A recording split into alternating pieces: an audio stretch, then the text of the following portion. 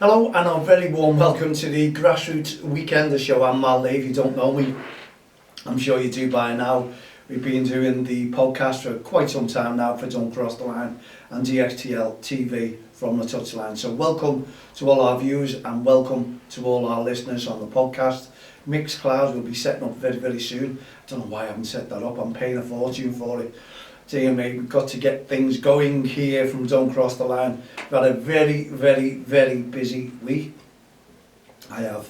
Anyway, but it's nice to be back in the swing of things.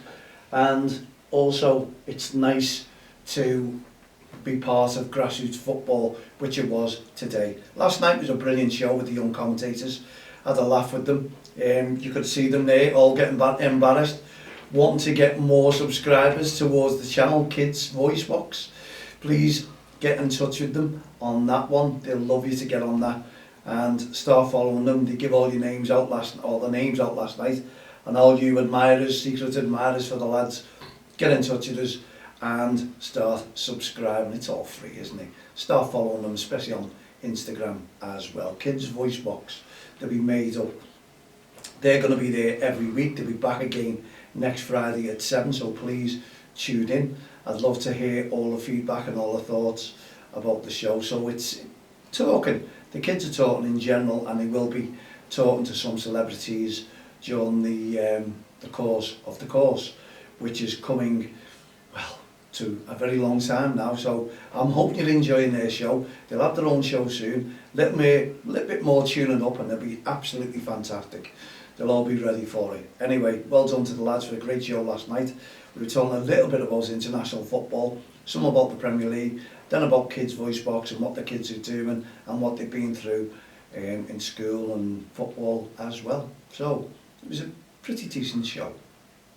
Okay, we're on a boat today. We were out and about in the North Liverpool JFL League, and to my amazement, I didn't think there was that many referees missing from the game today. Now, this is not all about abuse. It really isn't. I can assure you, because if that league was so short of referees for abuse, I think the committee would just give up on it themselves. But it's not. There's a lot of issues. Many of you may have read my story, a monthly story. It was out in the Walton Herald, and it's just coming to coordination, shall we say, with what's happening within grassroots football. It's not just on Merseyside, but it seems to be all over. I was reading posts all about the shortage of referees, especially for this weekend. I don't know what's on this weekend. Maybe some concerts are back. I'm not sure. But anyway, in the Walton Herald, we pointed out about the absentees of referees, and I don't believe, my honest opinion, it's all about verbal abuse and aggressive behaviour from touchlines. Yes, that is part and parcel of it. But when you put out a post on social media, if that was the case, we asked many referees on there to tell us why they're not involved in grassroots football anymore. And no one comes back, no one is commenting. So really we're all surmising things as to why there's a shortage, especially this weekend. But we do know that people are going to university. We had a lot of referees there, they're all studying. Many of them have left to go to work, they're getting a little bit more money and work. Yeah, that's what it could be. They're enjoying work and they don't want to take up much refereeing now. Just choosing days when they like to referee and just put a little bit extra more cash in the pocket. And Christmas is coming up, so I reckon we'll see a lot more the influx of referees coming back to get some more money in their pocket. So that's my honest opinion. It's what's your opinion, Mal at don'txtheline.com. We'd love to hear from you. We'd love to know if you are a referee who has left, who has just given up, has retired, who's left for work. We'd love to hear from you. Let us get these marks up. Let us get these people knowing why we do need referees. And also the other shortage is that during COVID, the pandemic, the county FAs weren't doing many referee courses. Only for the simple reason is they couldn't open the buildings. But I think now they're not working from home. They can actually put on referees courses. I did ask the Liverpool County FA, where I'm based, Liverpool, for a comment on as to why what they thought and when the courses are going to begin, and how many referees they have available to go into junior leagues now to help out. But obviously I didn't get the comment back, or the quote back, so your guess is as good as mine. Normally the Liverpool County FA were right on top of things. For some reason it's not. I'm talking to managers, coaches, and many of them are saying it's not just their county FA, but they can't get through to county FAs. They're all inundated, and maybe that's because they need referees. But there was many referees missing today at the North Liverpool JFL. Now I'll be out and about at the Walton Caterham probably tomorrow, and we'll probably have a full list of referees all turning up there tomorrow. I don't know what it is, but social media posts suggested that all leagues were massively short of referees for this weekend. But as I say, we don't know what it's about, why there's a shortage. They just being out celebrating birthdays, I don't know. It could be, and they've all got hangovers. That's allowed as well. Now, could it be the money side of things? Because I saw a post there last night which said, give referees more money, and that will be no problem.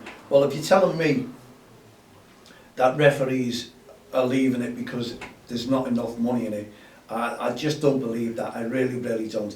When we started grassroots football, how many years ago? Many, many years ago, the question was, is it all about money? It was never about money. Referees did it because some referees didn't want to play football, they just wanted to go in, and they enjoyed the officiating at grassroots football, at amateur football. Now, what's changed? I don't think anything's changed, but if you're telling me now that we'd rather go to another league because they pay more money, then why are you in it? Are you in it just to make the money, or are you in it because you enjoy the football, watching the kids play football? Are you in it for grassroots football, like the coaches are, before every referee starts having a little go at me? I am on your side. I'm on your side when it comes to verbal abuse, aggressive behaviour, racist comments and bullying from the touchlines, chasing you away from the game. I'm there to support you, watch your back, make sure that we keep all these people at arm's length if we can, and make sure that they support the referees. But when it comes to the payment side of things, absolutely nothing to do with me. I've been volunteering in grassroots football, no money whatsoever, for over 40 years. Coaches, managers, I respect them as well, because they are involved in the game without payment whatsoever as well. And they're in charge of sometimes 11 children on the field of play. They're bringing the kids to the game. Now we've got to really look at this and work out together, work out some sort of system. I'm sitting here every day thinking, how can we work out a system? A lot of you know my thoughts out there. I think when level 7 referees come in, when they just start, they should be on a payment scheme from the junior leagues, if that's the case. When they come down a level, because these come down levels, the referees, not go up, like coaching, goes down a level, so it'll be level 6, so they seem to be getting tougher games, better games, as it goes in grassroots football and amateur football. And I think from that level then, you're giving an incentive to the referees to give them more money. You know, if the league can afford it, that's all I can say. We'd still have referees if there was one set fee, I assure you. But some leagues are paying more than others, so it really is not a level carpet, is it? It's not at all.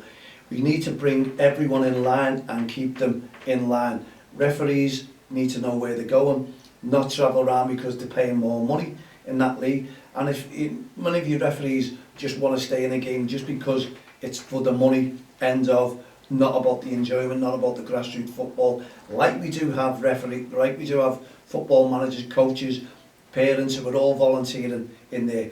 Now, okay, referees do get paid, they do well, and it is a great job for them to do, because without the referee we have no football. Without the coaches and the managers, we have no teams to play football. Committees who are voluntary, we have no committees. So everyone around a referee is unpaid because they're all volunteers. Now, some referees are stating that they need more money. Now, as I mentioned last week, I got a quote saying it was an amateur game, it was an adult game, they couldn't get a referee, and someone offered that referee, suddenly they got referee £80 for that game. okay, yeah, referees would do that, but your thoughts, we need your thoughts on this. Where do we draw the line? Some teams have money coming out of the ear, yeah, that'll do it, there's a one, thanks very much for doing that game. Great if you're that referee who gets it, but when you answer a call, but you can't get a referee and suddenly you answer that call because someone will offer an £80, it tells me that we have a problem somewhere. We really, really do, because I want to see all levels, I want to see everyone enjoying themselves. I want to see referees turn up with a smile on their faces. Now they're turning up now as if it's a real big business.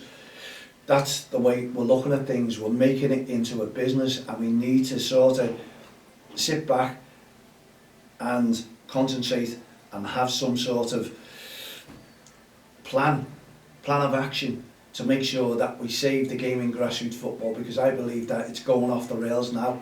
Without the referees, there's no game. Without the coaches, without the committees, it all boils down to one thing.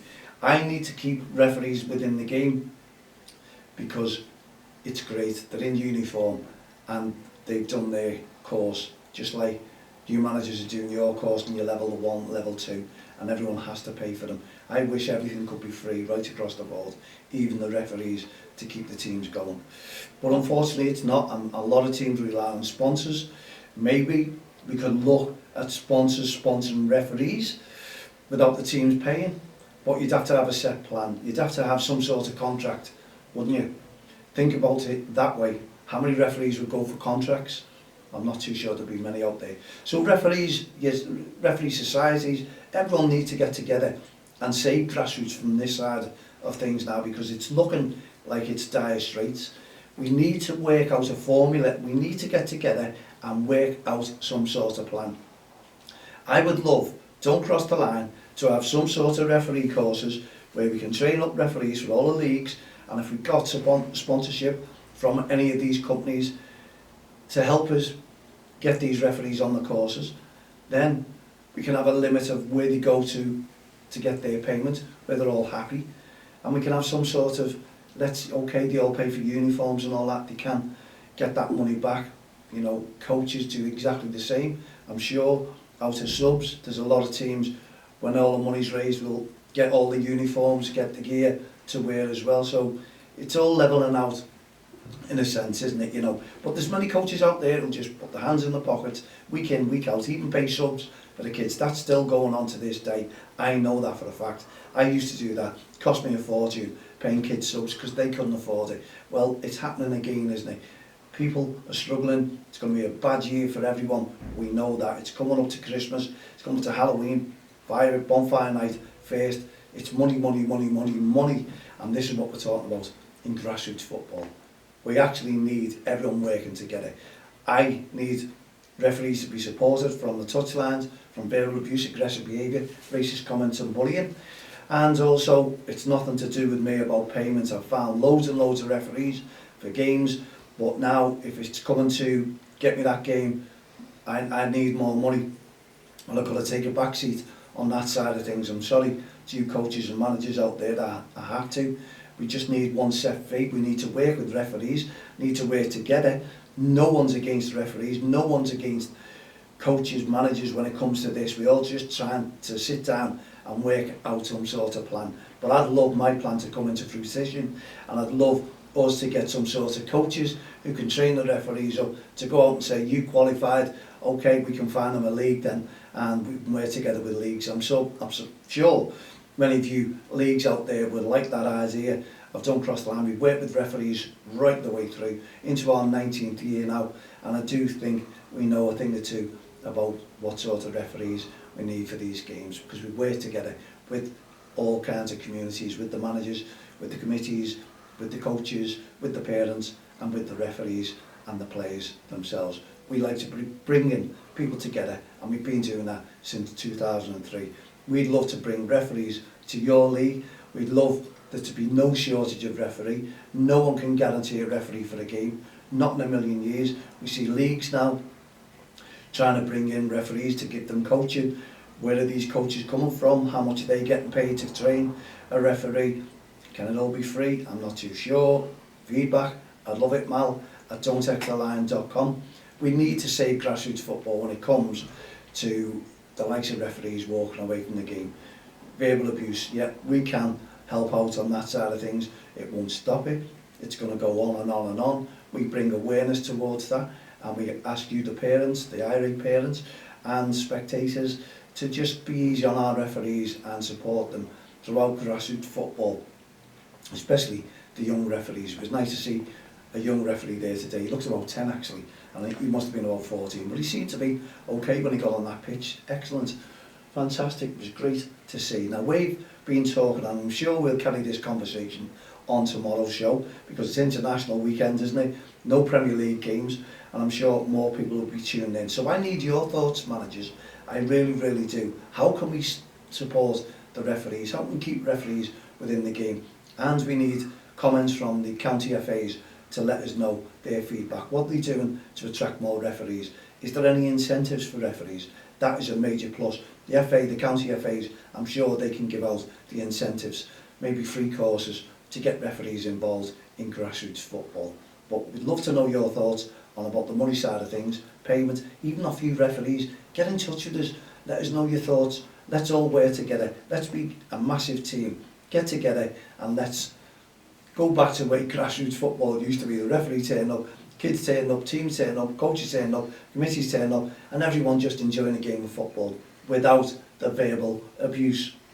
So when you're out and about, especially tomorrow and whatever your league is today, if you've had a shortage of referees, let me know, contact me, let's all work together and let's all come up with some sort of a plan to make sure that we can solve the situation in grassroots football. At least we're having a say, at least we're putting our input into grassroots football. Let's all work together, get your ideas into us, and let's look out at them, let's look into them, and let's think, can we do this, can we do that, and work together. So all the referees, all the managers, all the teams, all the parents, all the committees are all singing off the same song sheet and working together, and we're happy as well. Okay, we're going to invite Pablo Rutherford and Steve Sully in separate occasions. They're going to tell us about their awards. And Simon, if you're listening and it's not too far to travel, we'd love to get you in as well, because you won the national awards from Don't Cross the Line on our Respect programme. I'm sure you'd like to come in and talk about the situation within grassroots football. And we can talk that with the players, the state of play as well, with the young grassroots coaches. It's going to be a new thing coming up, and there's going to be a lot of managers coming into this studio, I assure you. There you go, we've come to the end of our show. Hope you've enjoyed it. Okay, it's one of those topics which is going to go on and on and on, and I'm sure we'll be talking about this tomorrow. So if you're out and about tomorrow at your junior league, remember, respect the referee. If you have a referee, we don't want them as a limited edition, as I put the post on today. We need to secure our referees, get them going towards the grassroots game again, and let's flow with loads of great football and loads of fantastic decisions off the referee. We'll see you again tomorrow at 7 p.m. So from myself, Mal Lee and all the team here, the Grassroots Show, Don't Cross the Line, Respect Programme, hashtag Don't Bully the Ref, especially tomorrow if you're out and about, and from our young commentators, and I'm sure we'll be discussing this again on Friday evening, because they play grassroots football as well. We'll be back tomorrow. Put your feet up, relax, enjoy the England game, international. If it's down your, I'm sure, 7-0 I forecast last night. Let's see what happens today's game. See who's got it right out of me and the kids. See you tomorrow at 7 p.m.